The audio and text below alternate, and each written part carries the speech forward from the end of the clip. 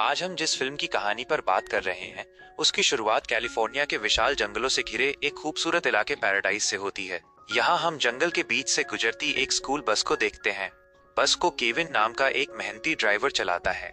उसका काम बच्चों को स्कूल से घर छोड़ना और फिर बस को पार्किंग में खड़ा करना होता है। आज भी केविन की बॉस रूबी उसे सुबह 6 बजे शिफ्ट पर वापस आने के लिए याद दिलाती है। लेकिन केविन के घरेलू हालात ठीक नहीं चल रहे थे, इसलिए वो रूबी से एक्स्ट्रा शिफ्ट मांगता है ताकि कुछ और पैसे कमा सके। रूबी कहती है कि अभी कोई बुकिंग नहीं है, पर अगर हुई तो वो जरूर बताएगी। केविन थोड़ा मायूस होकर वहां से निकल जाता है। घर पहुंचते ही केविन को उसकी वेट पशु चिकित्सक का फोन आता है, जो उसे बताती है कि उसके पालतू कुत्ते का कैंसर तेजी से बढ़ रहा है और उसे शाम को अस्पताल ले आना होगा। केविन अपने कुत्ते को अंदर लाता है, जहां उसकी माँ बताती है कि उसका बेटा शॉन तबीयत खराब होने की वजह से स्कूल से जल्दी आ गया है। केविन को लगता है कि शॉन बहाना बना रहा है। वो शॉन को समझाने की कोशिश करता है कि अब वो बड़ा हो गया है और उसे जिम्मेदार बनना चाहिए, लेकिन शॉन पलटकर अपने पिता से कहता है कि आप भी लापरवाह थे, इसीलिए मैं भी आप ही के जैसा हूँ। ये सुनकर केविन थोड़ा गुस्सा हो जाता है और शॉन नाराज होकर चला जाता है। इसके बाद केविन अपने कुत्ते को लेकर अस्पताल जाता है, जहाँ वो अपने दोस्त के साथ कुछ आखिरी पल गुजारता है। रात के समय तेज हवाओं के कारण पहाड़ी इलाके में एक बिजली का तार टूट जाता है। एक छोटी सी चिंगारी से भयानक आग भड़क उठती है, जो तेजी से फैलने लगती है। अगली सुबह केविन अपनी 6 बजे की शिफ्ट पर पहुंचता है। रूबी उसे याद दिलाती है कि वापसी पर वो बस की सर्विसिंग करवा ले, क्योंकि अब मेंटेनेंस का समय आ गया है। केविन अपनी बस लेकर निकल जाता है। इसी बीच एक ट्रक ड्राइवर जंगल में बढ़ती आग देखकर कंट्रोल रूम को अलर्ट करता है। फायर फाइटर्स की एक टीम भेजी जाती है, पर आग बहुत दूर लगी थी और तेज हवाओं के कारण तेजी से फैल रही थी। शॉर्टकट रास्ते बंद होने की वजह से उन्हें वापस मुड़ना पड़ता है। केविन सभी बच्चों को जंगल के बीच बने उनके स्कूल में छोड़ देता है। तभी उसकी माँ का फोन आता है, जो बताती है कि शॉन की तबीयत बहुत ज्यादा खराब हो गई है। लेकिन ठीक उसी समय रूबी भी केविन को बुलाती है और कहती है कि बस की सर्विस के लिए मैकेनिक इंतजार कर रहा है, तुम जल्दी से पार्किंग एरिया में आ जाओ। दूसरी तरफ फायर फाइटर्स को एक और जगह आग लगने की रिपोर्ट मिलती है। एक अधिकारी पुष्टि करता है कि आग बहुत तेजी से फैल रही है और लोगों को अपनी अपनी गाड़ियां छोड़कर भागना पड़ रहा है।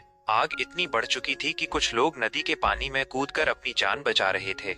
आग बुझाने के लिए एयर टैंकर भी भेजे जाते हैं, मगर आग बेकाबू हो चुकी थी। केविन रास्ते में रुककर शॉन के लिए दवा लेता है।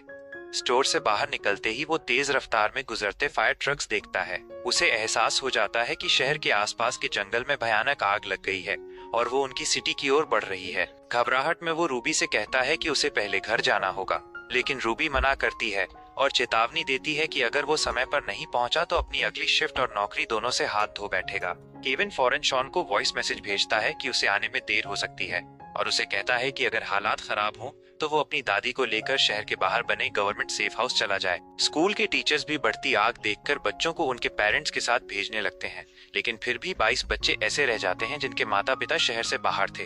उन्हें सुरक्षित जगह पर पहुंचाने के लिए एक बस की जरूरत थी। इसी दौरान केविन को उसकी एक्स वाइफ लिंडा का फोन आता है, जो उसे शॉन के बारे में सोचने को कहती है।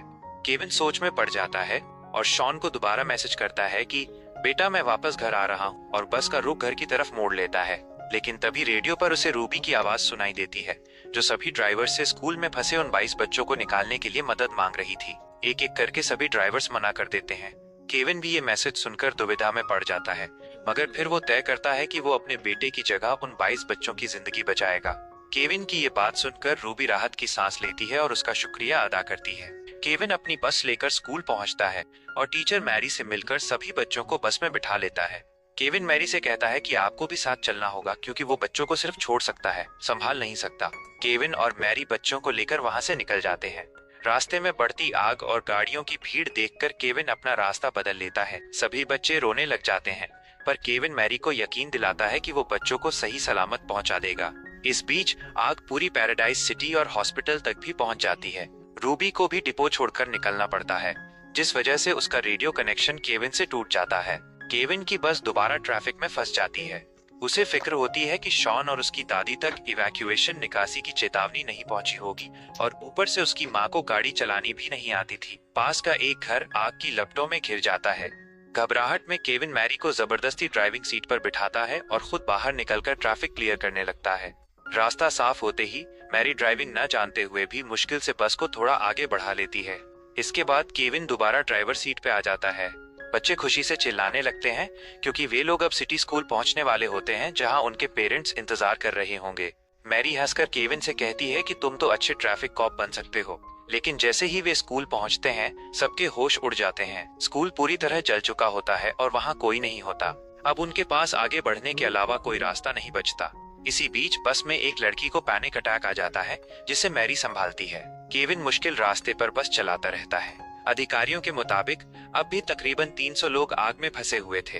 रास्ते में बिजली के खंभे और तारें गिरने लगती हैं, लेकिन केविन भी बस को बचाते हुए आगे बढ़ाता रहता है। हालात और खराब देखकर केविन बस को एक कच्चे रास्ते से दूसरे हाईवे पर निकालने की कोशिश करता है, मगर वहां भी रास्ता बंद मिलता है। लोग इधर उधर भागकर बचने की कोशिश कर रहे होते हैं। कुछ हथियारबंद लोग उनकी बस में भी घुसने की कोशिश करते हैं, लेकिन केविन बस को तेज रफ्तार में एक पतले रास्ते से भगाकर उनसे बच जाता है। बच्चों को गर्मी और प्यास से बहुत परेशानी होने लगती है। धुआं अंदर ना आए इसलिए उन्हें एस बड़ी ई भी बंद करना पड़ता है। अब मजबूरी में मैरी पास के छोड़े हुए घरों में पानी ढूंढने जाती है। अपनी जान जोखिम में डालकर वो एक हाउस वैन से कुछ पानी की बोतलें ले आती है। केविन उसे वापस बस में चढ़ाता है और वे दोनों बच्चों के साथ आगे का सफर जारी रखते हैं। दूसरी तरफ रूबी अब सेफ कैंप पहुंच जाती है। वहां बच्चों के पेरेंट्स होते हैं जिन्हें रूबी तसल्ली देती है कि केविन एक जिम्मेदार इंसान है और वो जरूर सब बच्चों को सुरक्षित ले आएगा। इधर केविन बस को एक खतरनाक पहाड़ी रास्ते पर ले जाता है। वहां कुछ स्थानीय लोग उसे बताते हैं कि आगे का रास्ता आग से तबाह हो गया है। केविन उन्हें भी रोकता है कि पीछे भी आग ही आग है, लेकिन वे लोग केविन की बात को नजरअंदाज करते हुए आगे निकल जाते हैं। केविन बस से उतरकर चारों तरफ फैली आग देखता है और समझ जाता है कि वे लोग फंस गए हैं। सिर्फ एक जगह ऐसी बची होती है जहां अभी आग नहीं पहुंची थी। वो फौरन बस के वेंट्स बंद कर देता है ताकि धुआं अंदर ना आए। फिर बच्चों को शांत रखने के लिए वो उन्हें कहानियां सुनाने लगता है। मैरी थोड़ी देर बाद उम्मीद खोना शुरू कर देती है और कहती है कि शायद 1 घंटे में ये आग हमें भी खत्म कर देगी, पर केविन उसे संभालता है और कहता है कि हमें कभी ऐसी बातें नहीं करनी चाहिए। बाहर की रात अब इतनी रोशन होती है जैसे दिन जल रहा हो। केविन मैरी को अपने और शॉन के रिश्ते के बारे में बताता है। वो कहता है कि वो कभी शॉन के लिए अच्छा बाप नहीं बन पाया। मैरी उसे दिलासा देती है और कहती है कि अभी देर नहीं हुई, तुम सब ठीक कर सकते हो।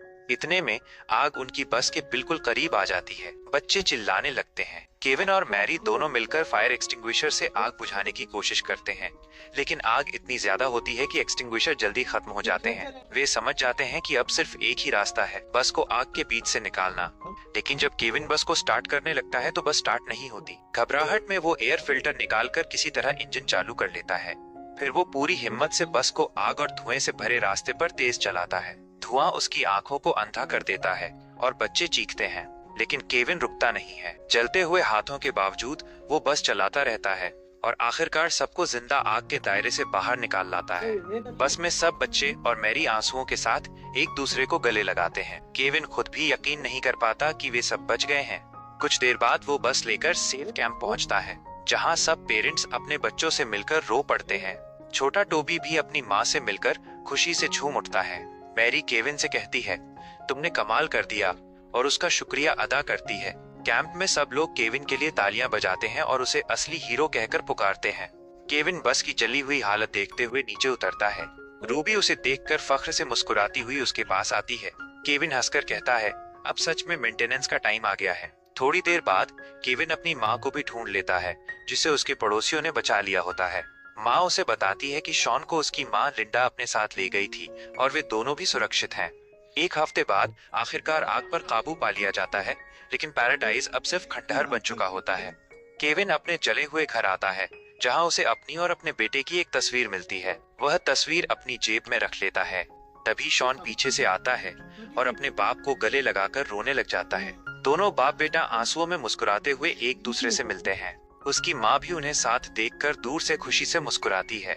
मूवी के अंत में हमें बताया जाता है कि ये आग कैलिफोर्निया के इतिहास की सबसे बड़ी आग थी, जिसमें 13,000 से ज्यादा घर तबाह हुए और 85 लोगों की जान गई। PE&E कंपनी को इसके लिए जिम्मेदार ठहराया गया और उन्हें पीड़ितों को $13.5 अरब का मुआवजा देना पड़ा। हाँ तो दोस्तों, कैसी लगी आज की हमारी वीडियो?